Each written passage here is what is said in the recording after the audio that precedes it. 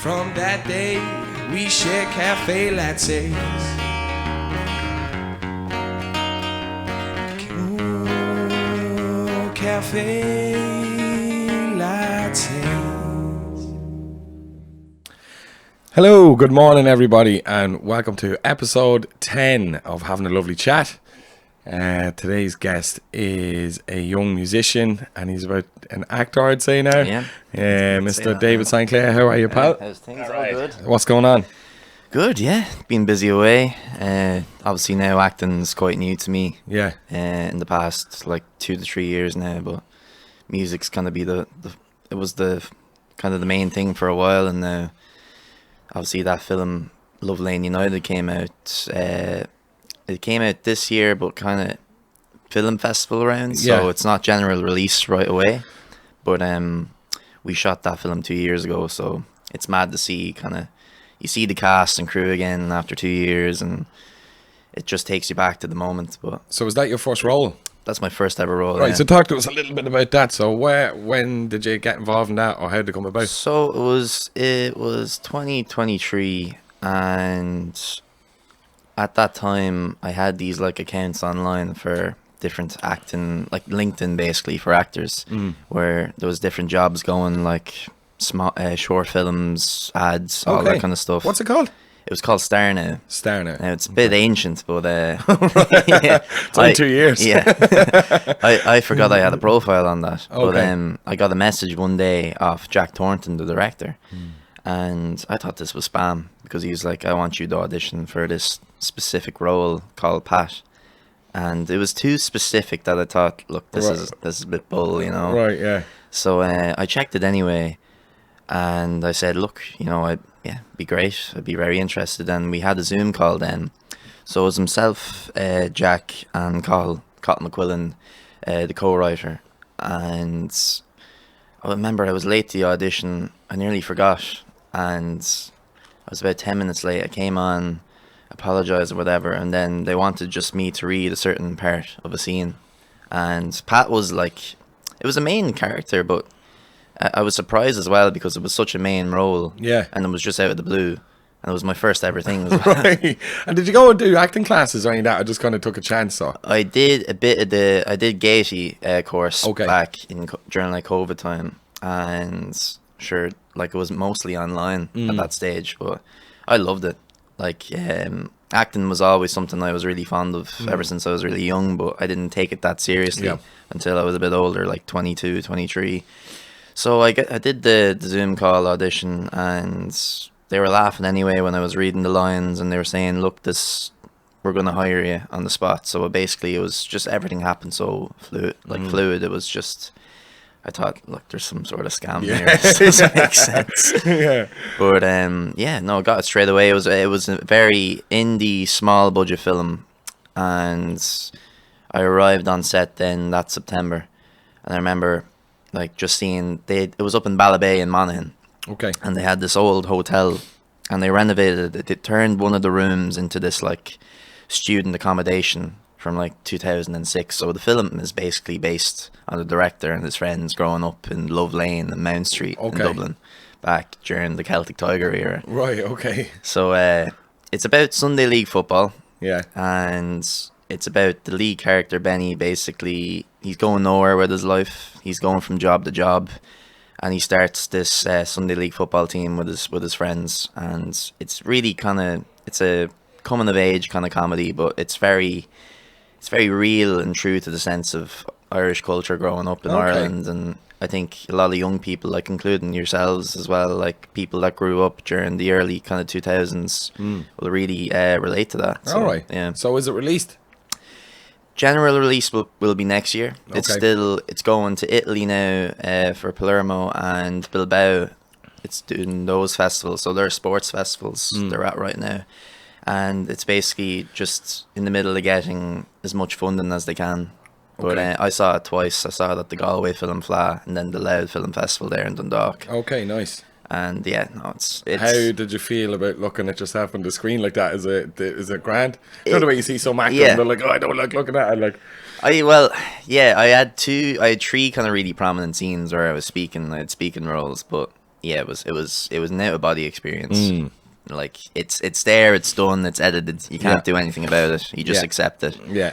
And yeah, thankfully it took 2 years because they put a lot of time into editing the film, making sure that it looked as professional as it can, and the sound design, everything, the color grading was really, really professional. It stands amongst the other like top indie films at the minute. Deadly, and it was received well then at the film festivals. Absolutely, yeah. It's very hard to get picked for those festivals, especially Galway. Yeah, so, that's great.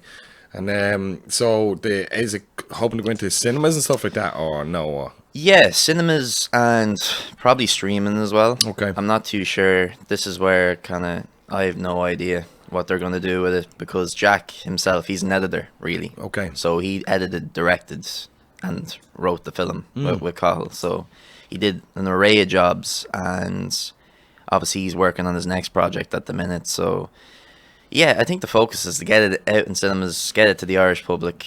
Yeah. And because, as I said, it'll get really well received, I find, if it gets the right audience. I didn't even ask the name of it. Oh, Love Lane United. Love Lane United, yeah. Sorry, Love Lane United. Nice. Yeah, no, that'd be good. Yeah. So well, I'll keep an eye out for that. For sure. Yeah, and you have a new song coming out just before we get on to that, though. So, like, where did your music journey start? Yeah, so you've kind of went for it like a lot, haven't you? Yeah. So go on, talk about a little bit about that. Yeah, so like yourself, I was born in Harristown, Monaster Boyce, and Land of Legends. Land of Legends for sure. Yeah, so like I've always been into music. My guitar teacher, my teacher in primary school, Mr. McKinney, he was a left-handed guitar player as well. That's right, yeah. And obviously I did the lessons after school with him, but he let me play his guitar. And I remember it was just massive sitting in my lap, but it was always nice because I knew I was the only one that could play it. And he always took a shine to me that way, because maybe I was different. For sure. Left-handed people got their own scrutiny in the day. So, basically I just kept learning my own songs, did the lessons. Like I have to thank my brother Carl as well for like making me mixtapes growing up, introducing me to bands like Villagers, like Arctic Monkeys as well, and like just other bands like Keen and stuff. Yeah. I had really good influences growing up. Good. Very early ages. So, and then like the likes of yourselves with the open mics. I remember McPhail's when I was 15, 16. I remember like cover gigs were the main thing around here.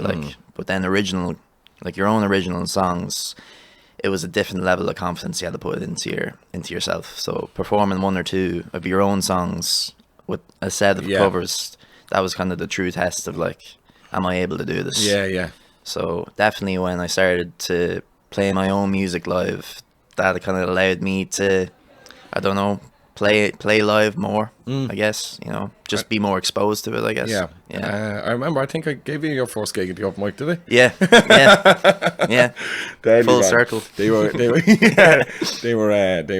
really good days. And then you went to study in BIM then, and now, so is this what your career is, going full-time kind of music actor / Yeah, like I'm a teacher as well, but music and acting kind of more newly now. Music has always been kind of the full thing for me. It's, as I know now, I get older and I say, the one thing that I can do, it's hard work, but I wake up the next day and I want to do it again. Yeah. That's when I know this is for me.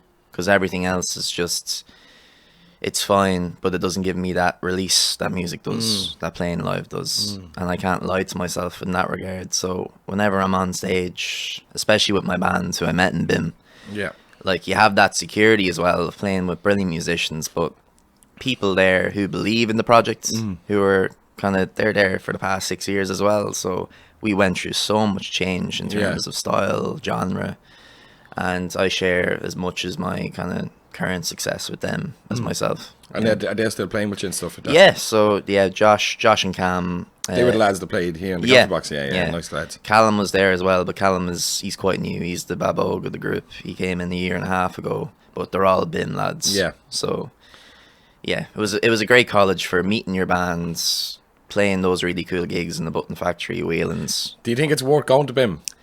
I think it is if you have the right intentions. Right. Like, people say it's like like TY or something sometimes, or like High School Musical or all this kind of stuff. Lads singing down the halls, clicking their fingers, but it's can picture that now. it's no, it's more than that. It's honestly, you go in, you put in the work you want. So I came in with the goal. I wanted the bands, and I wanted to like gain contacts in the industry, play those really cool shows like in Wheeling, supporting the factory and the Grand Social. And I did, thankfully. I met my band in the end of first year, and then obviously COVID hit at the time of college, so it was, you're in college, you're off campus, you're doing half your course online, so I didn't get the full college experience. But I got, thankfully, enough what I wanted anyway in the short space of time I was there. Good. And so what do you think about the Irish music scene? Like, you're kind of in it now a good few years, trying to play original gigs, do all that. Like, it's tough going. I know that from myself when I used to play, and I kind of just went down a different route. But what do you find it? I think it is partly the same as it was nowadays then in terms of networking. You have to, you have to be cheeky. You have to reach out. You have to kind of put your foot in the door, make your stamp on the industry. Like, I had Ireland Music Week there last week. Yeah, I seen that actually, So that's a showcase festival where 50 acts are picked out of, I don't know how many thousand that apply. Right. I applied for the past 3 years. Okay. I didn't get it, so it was the first time in my career that I got this. So it's very exclusive. Yeah. That's what I'd say about the Irish music scene. It can be very exclusive sometimes. It's either going, like, you'd have Fontaines, and now you have CMAT get going on the rise. If one genre can ride that wave for ages, it's hard if you're doing something a little bit different. It's good now. I'm happy what I'm doing. I believe in what I'm doing, and I stand strong to my style and my brands. But that's the difference. You have to believe in that. Yeah. If you don't, and if you're changing to appease the masses or the general public, it's gonna, it's gonna mess with you. Well, always be true to yourself as well. For sure. Yeah, absolutely. Like, there's bands like that style, like Amble and all that. That's, I think, getting quite big at the minute, like Kingfisher, all those kind of bands. But who would you like? What would you define your style as? I definitely, probably more along the lines of like indie rock, the grit of like indie, but the storytelling of folk as well. So as like my music progressed, it was folk, it was singer-songwriter folk, and now with my band and my current EP and the new song that came out, it's definitely you're seeing those. It's a good song. It's really good. Yeah, the video's pretty cool as well. Yeah. Like, it's just funny. It's like, I would say it was so funny watching you shooting that. Like, people are like, what is going on here? I know. You have to go for it, don't you? You have to stay true to the character, for sure. Yeah. But you can definitely see those early influences, like the Bends, Radiohead, that kind of Seattle grunge era, Pearl Jam as well. Even going back as far as the Police, Duran Duran, those 80s influences that I've grew up listening to. So and these were influences I was afraid to kind of put into my songs at the first, because I felt it wasn't as cohesive as the folk stuff I was doing before. Right. So I felt like I was writing for more people than I was writing for myself. Okay. At one point. Yeah. And that's not that's just in terms of development as an artist. Yeah. Now I feel like I'm writing for myself. Yeah, that's good. If I know it's good, then I'll go with it. I'll ride with that. That's a good way to do it, because I do think people probably fall into that. Oh, well, I better write a song that will suit everyone. It was like, that's not what it's about. Like, it's your own your own art is interpreted whatever by different people in different ways. Like, so definitely always stick to yourself, for sure. So we're going to actually have, not yet, a little live performance of the new song, which is good. I'm looking forward to hearing that. So talk to me about that. What's the plan with that? Yeah, you have released it?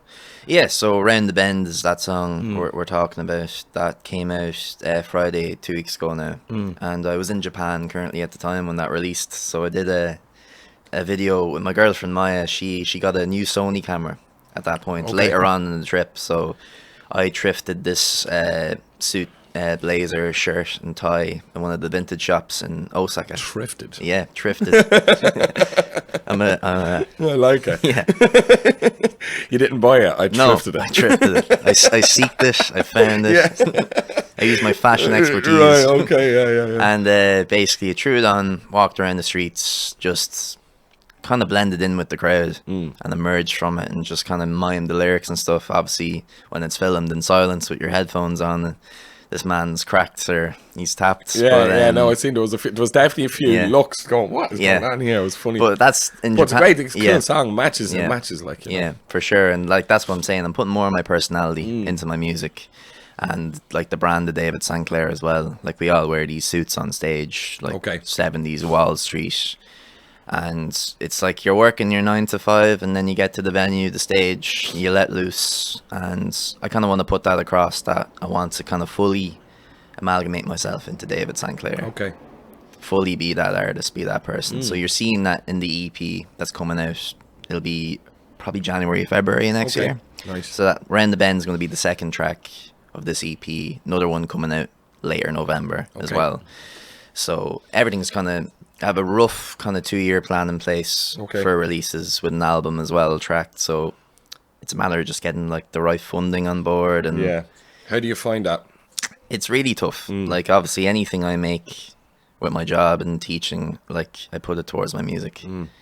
Everything is like, that's the main thing for me. And if you don't make those kind of sacrifices, then you're not kind of fully in it, if I find. So it's hard when like you want to save for this holiday, and thankfully I went on a really nice one there, but if you want to save for this trip away, this weekend away, you kind of have to make those small sacrifices. Look, I might need that guitar pedal, or like this guitar strap for 5 pints on the weekend, you know. I know, like sometimes it's like that, but I think at the end of the day, like I always want to kind of put my money into my interests, you know, something that will serve me long into my life and my career. And you're definitely, well, from the outside, Yeah. It's looking like you're going in that Yeah, direction. thankfully, yeah. No, it does. Yeah, no, it's yeah. good. Yeah, for sure. Yeah. We'll have to definitely get another gig, I think. Yeah. In here, I think of Clucko playing. Yeah. In a couple of weeks, and definitely, I do think there's an emergence of like original music and stuff like that coming back, which is good.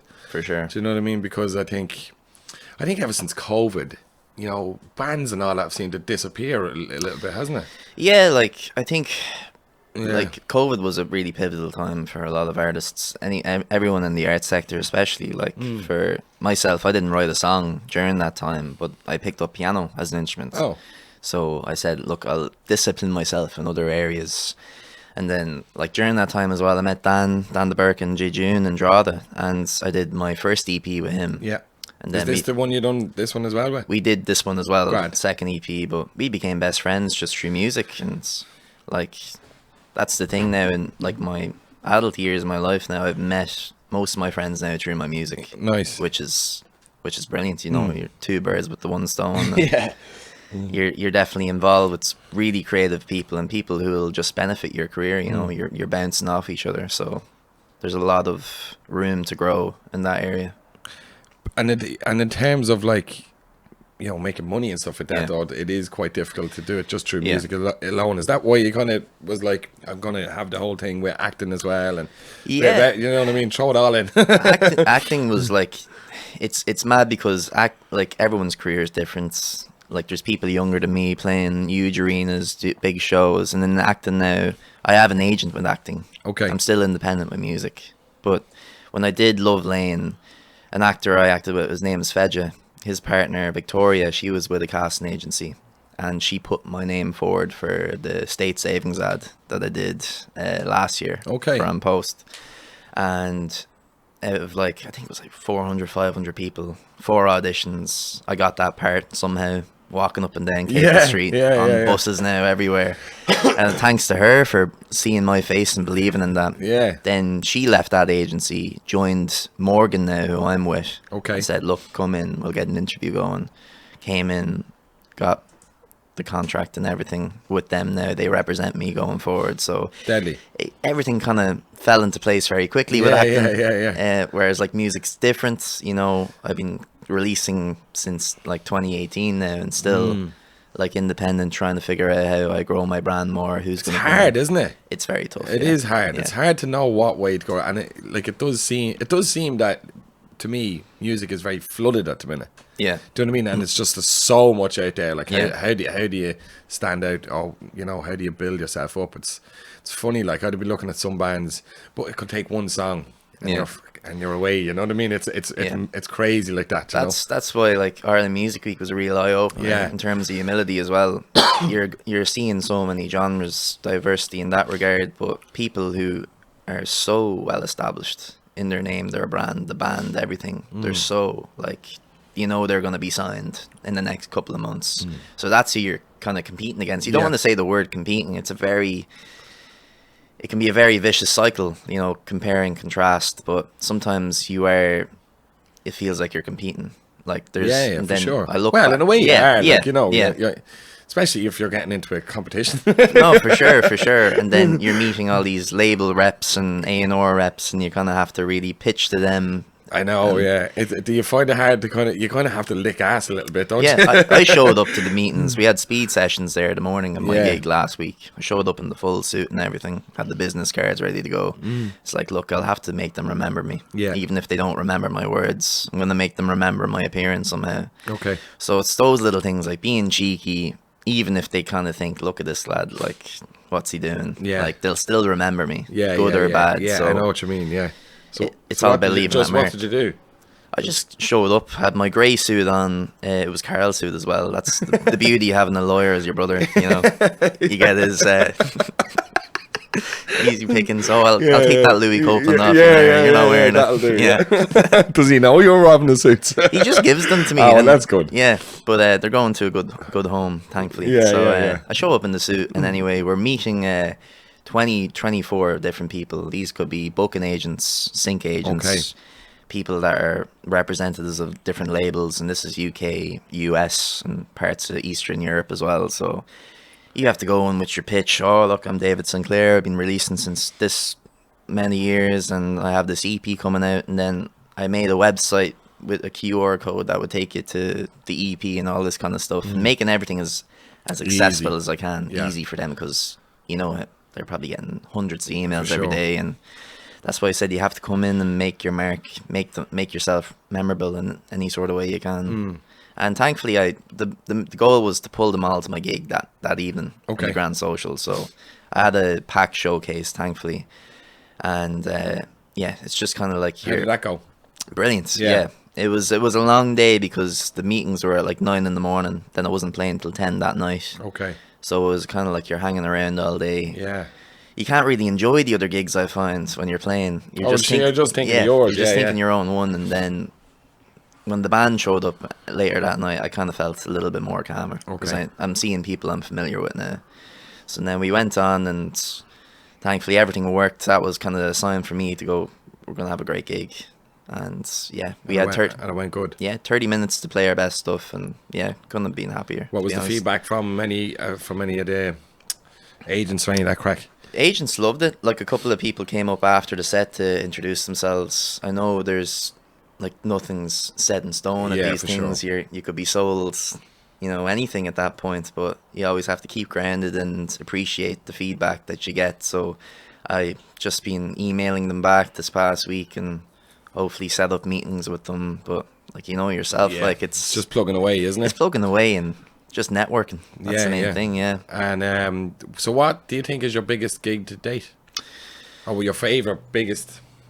One of my favorite gig, to be honest, was that one last week in terms of playing, how well it went. Right. Because for 30 minutes, but the biggest gig I did was the Jamie Duffy gig in the National Concert Hall. That was 1,200 people in the concert hall, and Magic.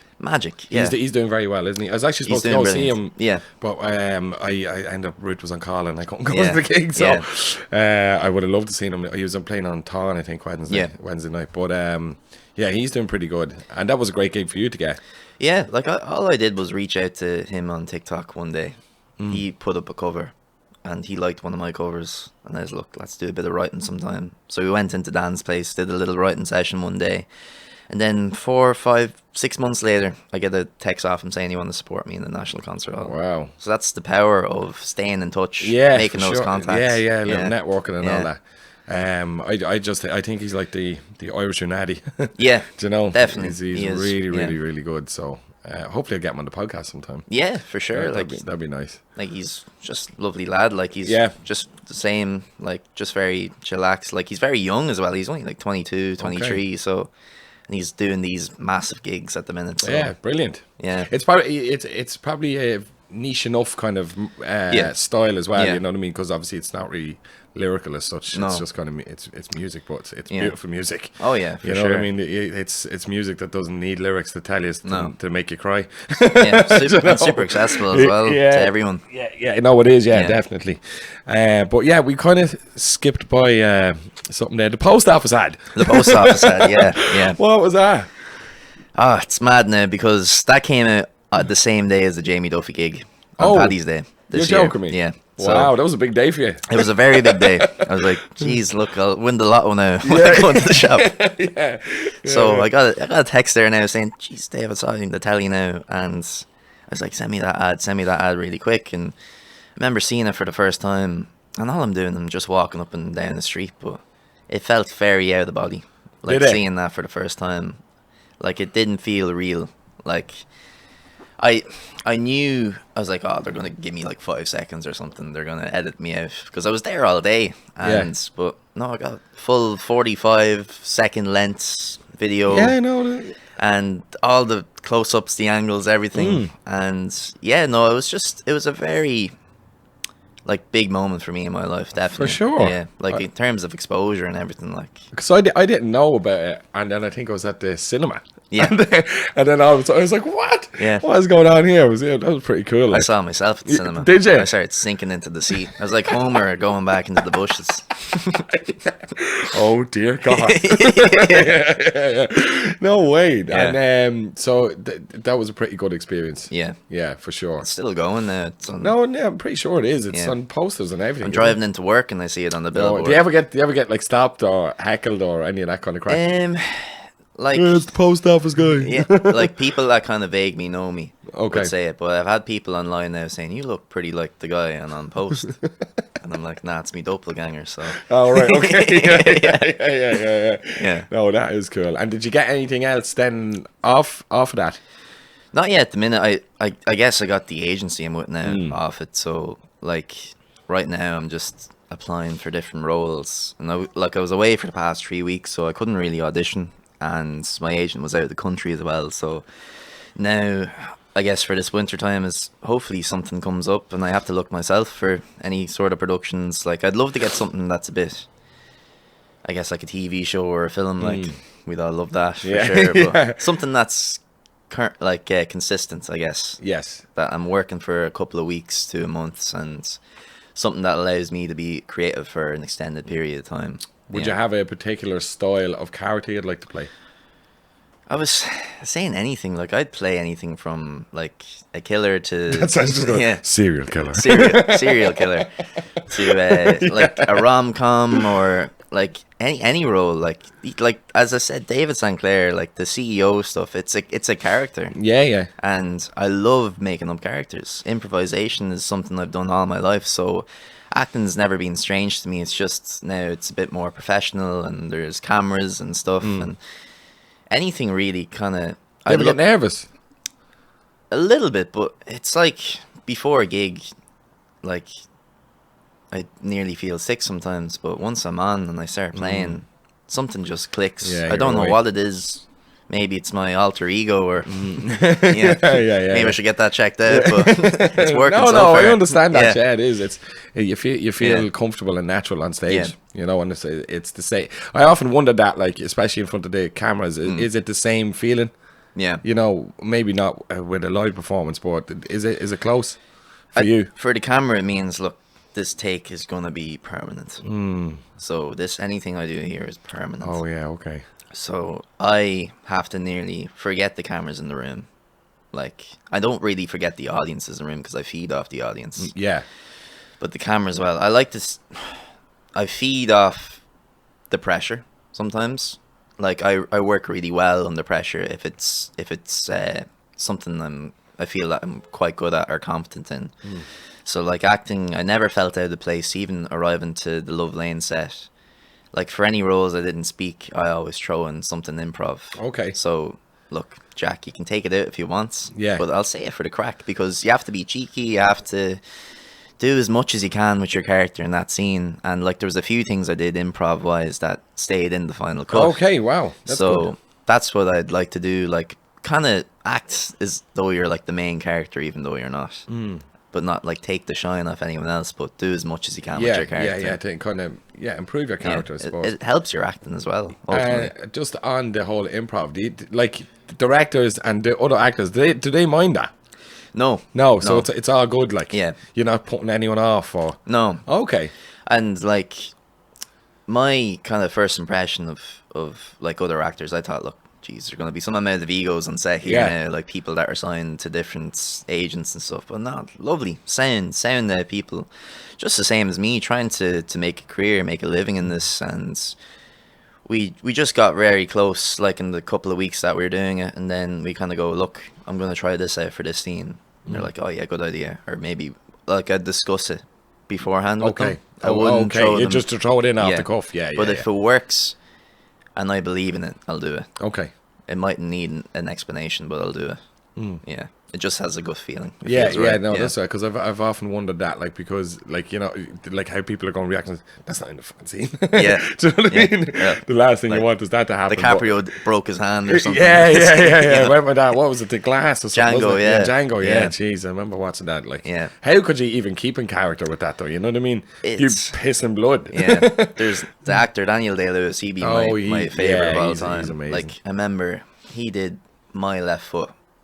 Years ago. I think that was his first breakout film, and I remember he stayed in a wheelchair even off his scenes. People had to carry him around all set.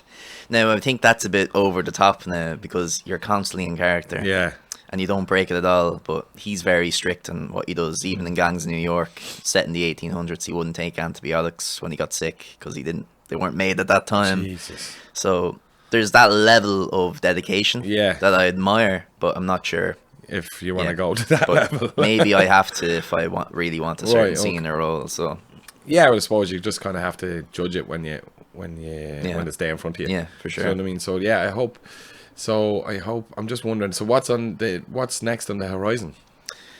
I know you have got your music coming out. Is there anything else on the acting side of things? Acting side of things at the minute, no. It's just roles I'm waiting to hear back. Like, I think the beauty about being with an agency now is that you get to see projects that wouldn't see the eye or the surface of an independent actor. So like stuff like For Vikings and like, I don't know, like House of Guinness or something like that. Like you get, not first dibs, but if you have the character and profile, they'll push you towards those certain kind of roles. Yes. And basically, like, you're kind of half your foot's in the door there. You have to do the acting. Self-tapes, every self-tape that I do, if I get turned down for roles, it's still beneficial to me because I'm learning how to turn into a different character. I'm developing my line reading better as well, so anything's not kind of, I don't see it as a rejection, more of like, you know, I'm just learning in that way. And did you have a look at House of Guinness? No, I was just using that as an example. All right. But that'd be cool as well. That would be cool. Yeah, that would be cool. Yeah, like there's, for any kind of those productions that are much bigger, obviously those big actors that are signed, they get the first kind of dibs. Yeah. And like, I know Jack Leeson's in it as well. He had like Game of Thrones for years, so he's actually very good in it. He's brilliant. Yeah, he's good, isn't he? There's a level. He starts off as a character. You think, oh, he's actually going to be all right in this, and then he still has that face, doesn't he? Yeah. Just like, oh. Yeah. And you're kind of, you need people like a good agent on your side, or someone that helps you push your foot in the door and allows you to kind of stand amongst the big boys or the big actors in the industry. So hopefully, like I always have a good feeling about these things. Like I feel something's coming, but I don't know what it is. Okay, I like it. Yeah, and just go with that. If you had to give any advice to young aspiring, we'll just stick with acting for the minute, actors, like how would you tell them to go about getting an agency, or how do you? I'd say, look, you have to do as much as you can in terms of like short films, these college productions as well. I did a college short film for DQIT as well, and like I was very lucky with acting. A lot of the roles I got, I was asked to apply for. But if you don't have that level of luck right away, reach out to like colleges like IADT, DQIT, any film college, and basically like put yourself forward for those roles. They'll be free. You'll get nothing from them, but you'll gain a really good experience and a show reel as well. So a show reel is basically your CV, but the casting director can just look at it and see how you can act. Yeah. like, and add in different characters as well. If you have a few scenes, make sure it's like the best 15 seconds of a certain scene until you get like a minute long of your best work. And even like record yourself at home. If you have a good camera, if you have like one of these little mics, you can attach to your t-shirt or top as well. Like, you can do a lot of acting yourself at home. Read a monologue as well. It's basically, you can get free scripts online. You can make up one yourself as well. So you can do a lot of these things yourself. But I say focus on getting those small roles with like the college filmmakers first. And start with that. Start with that. That's good. That's good, solid advice there. Do you hear that humming? Yeah. What is it? It's You hear it? Yeah. It's Is a it? tractor. It's like a truck there. It's all right though, isn't it? Sorry, people. Not going to come out in post, but It'll be all right. Yeah. It'll be okay. And so yeah, look, let's talk a little bit about the music and when's your next gigs? And I know we have the new release. That's 2 weeks now, and you have another one coming out in November. We're in November time, And so what's the 2-year plan? Yeah, it's you touched on it. What is the plan? 2-year plan. We like sell me this pen then. Yeah. So basically, Out the Window is going to be the next track that's coming out. That's the 3rd track off the EP. We don't have a certain date set in stone in November, but I want to make sure that we're not kind of releasing over the Christmas period, because it's hard to get music out at that stage. So anyone like to listen to it, but we're going to wait until in January, February to put out the last track of the EP, and then the full 4-track EP, which is called Pick Up Where We Left Off. So we did that EP last year, but it was recorded along with an album as well. So we have a 12 to 14 track album recorded. Still have to finish parts, but why that? Just Dan, is it? Dan the Berker, Nice. Dan, like everything we do now, like we go into the studio a week at a time. When we did the record, we'd record. I remember we did like 16 songs across 3 days, but I had them all demoed, tracked out, ready to go. Grand. To like timestamps, all that kind of stuff. And basically, the next week was, we're going to throw the whole kitchen sink at this. We're going to put sitar on the record. We're going to put different synths on it, stuff that you wouldn't really associate with my music.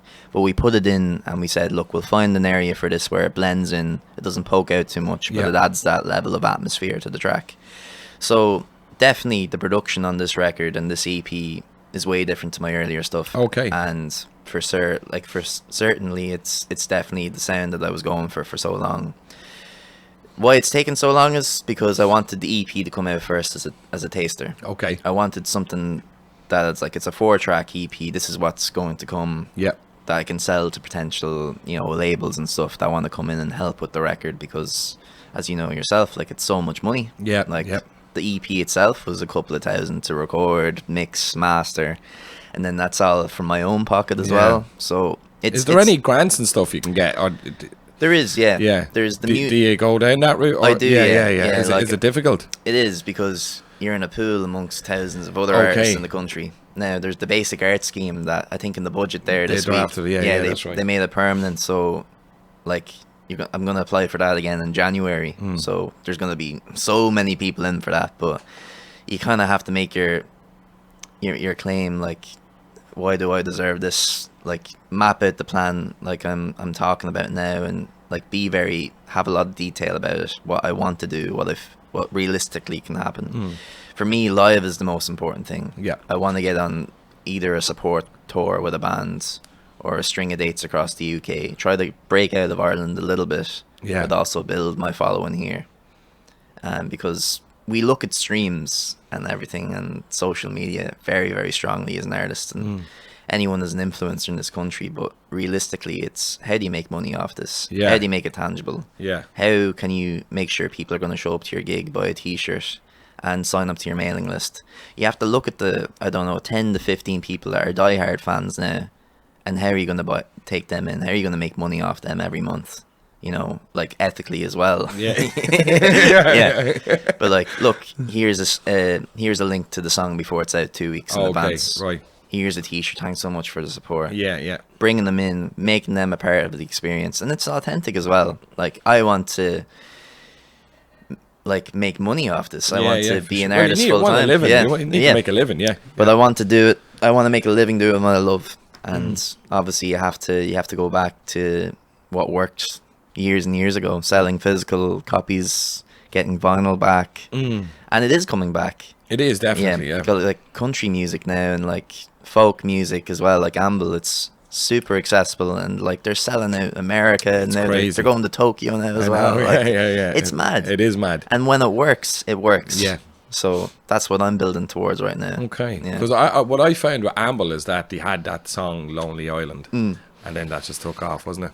Yeah. It just went viral, Yeah. and then they became massive. Yeah. You know, so I think a little bit of luck like that, and the right kind of song, and then you're away. You know. Yeah. So I do hope that happens for you. I'm looking forward. Yeah, for sure. Because the new song's a banger, I Yeah. have to say. Oh, thanks. No, it is really Yeah. cool, and I look forward to hearing Yeah. the new song. So many's going to be on the album then? On the album, let's say 12, is it? probably 12. Okay.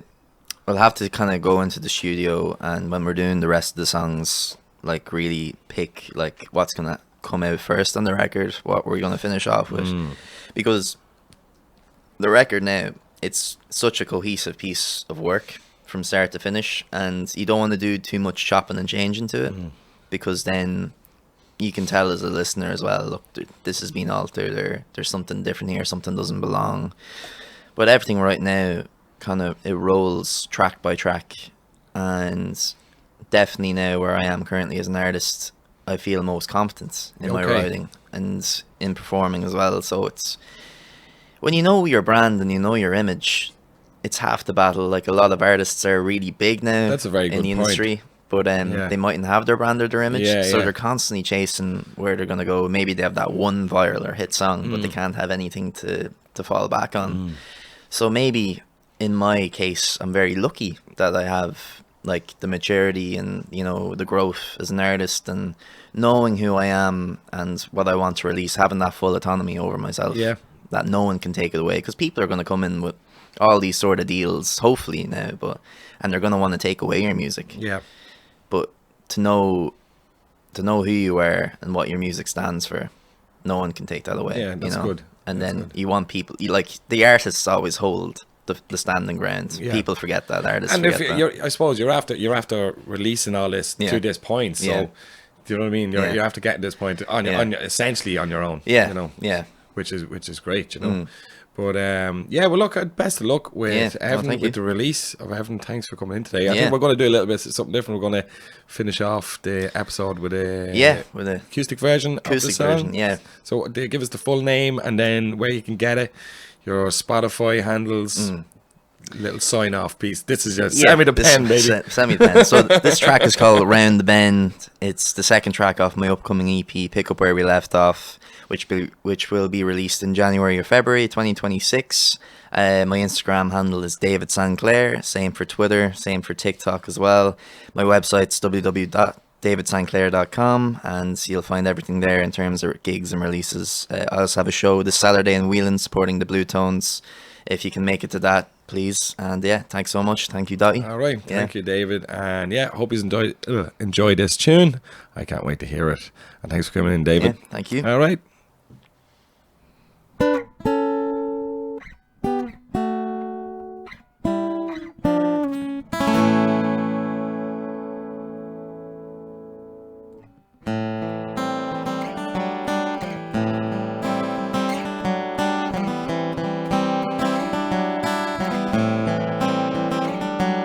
A complication, traveling through time. The situation's clear, you gotta find the right guy. I know it's him, saw me at the washing line. Oh, you got me looking around the bend to find your brother.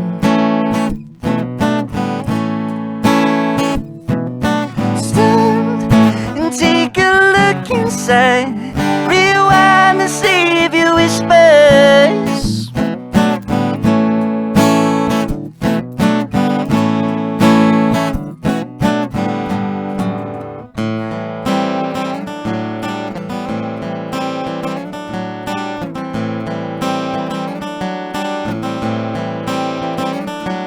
You knew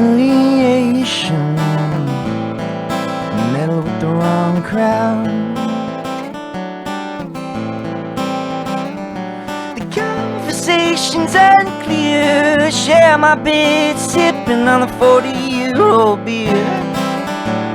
Can you not be the man I trust the most? You got me looking around the bend to find your brother.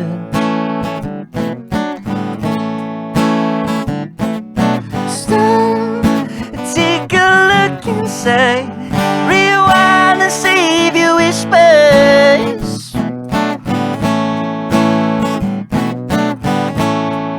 You got me safe and sound, true life, so can we talk?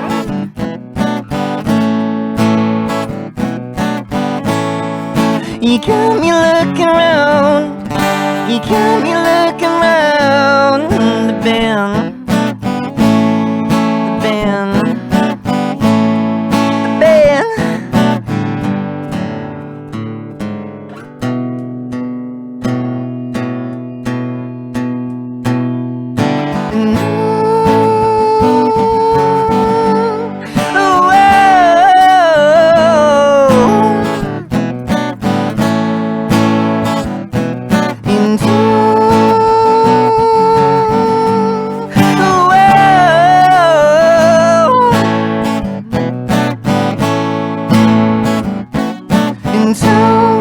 You got me looking around the bend to find your brother.